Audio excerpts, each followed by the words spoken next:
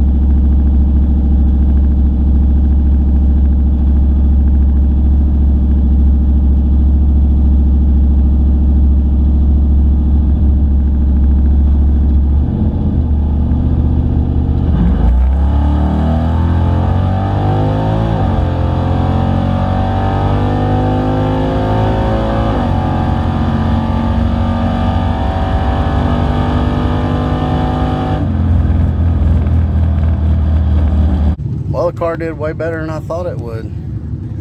1256 at 106, 1.760. It's a little too fat. I'm gonna add some fuel to it. It's a speed density tune, so you got to change the fueling based on the air. So that's why you'll see me changing the tunes, or saying I got to add fuel or take out fuel. If the DA's low, I got to add fuel. If the DA's high, I got to if the DA's low, I gotta add fuel. If the DA's high, I gotta take fuel out. But look at that, 7.99 at 85. Man, it did way better than I thought it would. But the motor's vibrating. I don't think that balancer is any good. I'm gonna change the balancer, and plus the drive shaft on shutdown, it's vibrating the car pretty bad. I'm gonna have to get that lengthened about a ½ inch, and hopefully that fix that. But we beat that 5.0 Mustang. Beat him pretty bad, actually. I thought them cars were faster than that. But let's add some fuel to it and see what it does.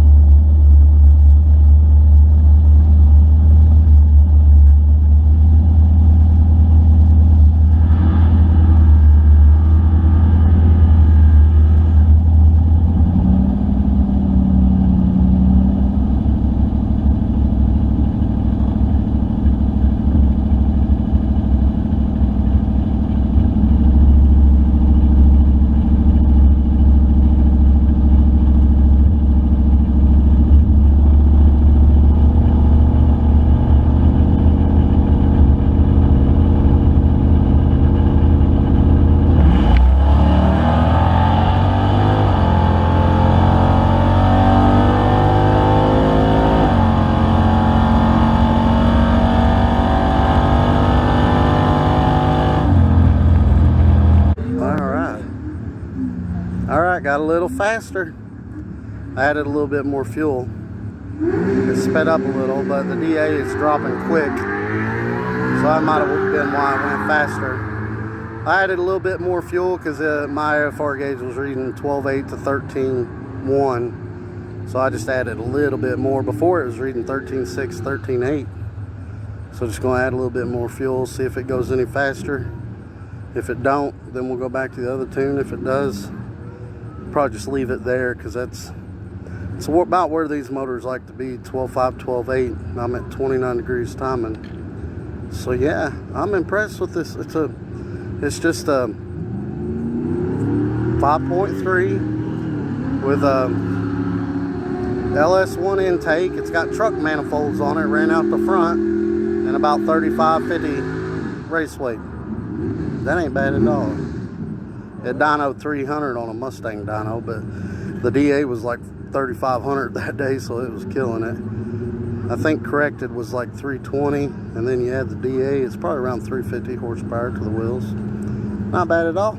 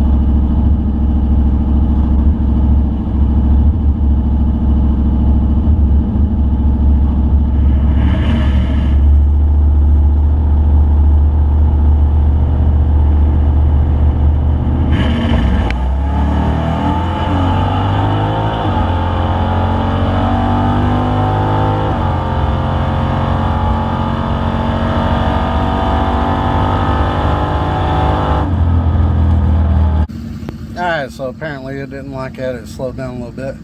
So we're going to go back to the other tune. We'll just leave it there. That's about as good as it's going to get. I am very impressed with this little 5.3. I tell you what. If I had a better intake on it, like an LS6 and some headers, it'd probably go faster. That ain't bad at all, especially in a 50-pound car with a Matt Riley, one of our Super Turbo Street 400, competitors. 8.8 rear end and 35 spline axles. I'm not complaining at all.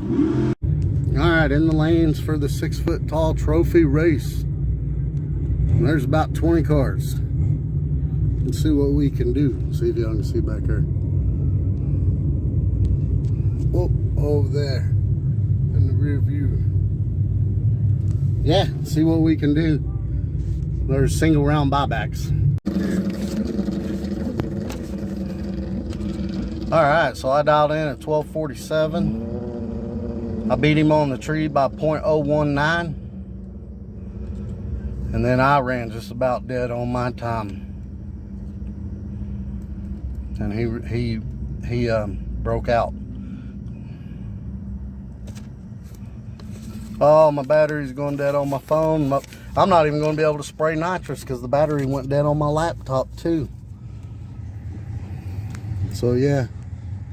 Dang it, I should have charged everything up before I came. The GoPro's still running, so we're just going to use the GoPro from here on out.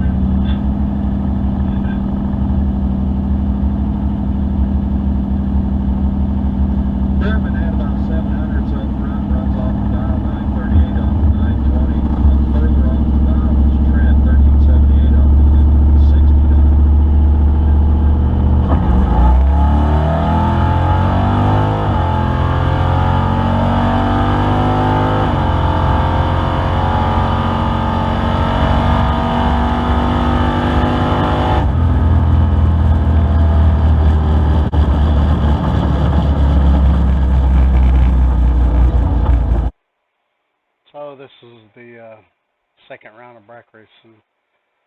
So I beat him on the tree by 0.017. But I was 0.09 off my dial in, and he was 0.058 off his dial in, which he won by 0.015. But I let off the gas right at the end. I shouldn't have done it because I thought I was going to shoot around him. I always do that on the slower cars. I don't know why, but also the car started missing some, and it threw some codes. So here are the codes that it threw. And oddly enough, the mass airflow sensor, there's not even one on the car. And those DTCs are unchecked in the tune, but they were set on nil on first air. So I went in there and put them on no error reported. Because when it throws these codes, the car acts up. They don't run like they should when it throws these codes. It puts it in some kind of, I don't know. I know if it throws codes like these, the car don't run right, even when the mass airflow sensor is not hooked up.